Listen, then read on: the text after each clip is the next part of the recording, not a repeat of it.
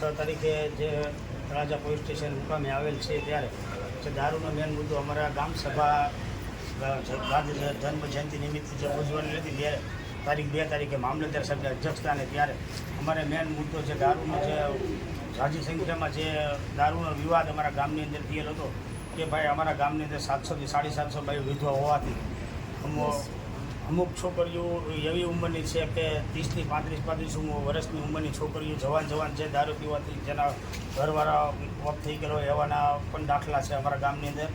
આદિ લગીન જે લોકો જે 2 તારીખે ગામ સભાનું જે આયોજન હતું એની અંદર જે દારૂનો મોટો પ્રશ્ન છે ગામની એમને માટે એસપી સાહેબને પણ કલેક્ટર સાહેબને પણ મામલતદાર સાહેબને પણ પોલીસ સ્ટેશને પણ દીકરી સાહેબને આવેદન દેવા માટે અમારા ગામની અંદર જે દારૂનું નાબૂદ થાય એ માટે બેન ગોરધન મકવાણા કયું ગામ બેન તળાજા પાસે સરતાનપુર બંદર.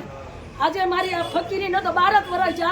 બચપણથી હું ભક્તિ કરતો અમારા ગામમાં હાર્યો ગામમાં પીને ગામમાં મોસા દારૂડિયાવાળા મને અમે રાતના 1 વાગે સત્સંગ કરી આવતા હોય ને તો અમારા પગમાં અમારે ત્યાં જવું એની અમને ફર નથી રહેતા. તો આ બેને મંડળના લીડર છે એમ 45 બાઈ છે, મારી પાસે 30 બાઈ છે, ઓલા બેન પાસે 40 બાઈ છે, કાંજામાંથી બેન હા 40 બાઈ છે. તો આ બધું છે ને ભાઈ દારૂ એ ઘટાવી જો અમારા નવજવાન મરે છે. અત્યારે નવજવાનની એટલી મજબૂરી છે અમારી કે 20-25 વર્ષના છોકરા રોડમાં હું હાલી જતો હોય તમે કહેતો એટલે હિન્ટ્રી આપું.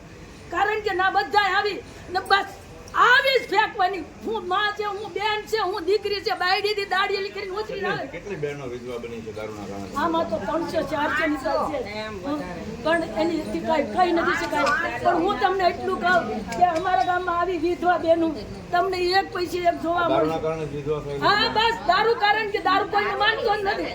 દારૂ એ અમારા ગામમાં છે, સાકે અમારા ગામમાં છે. અમારું બંદર બંધ થઈ ગયું એટલે અમે ગઈ હતા.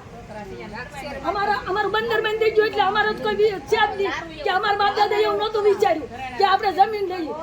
આપણે 10 12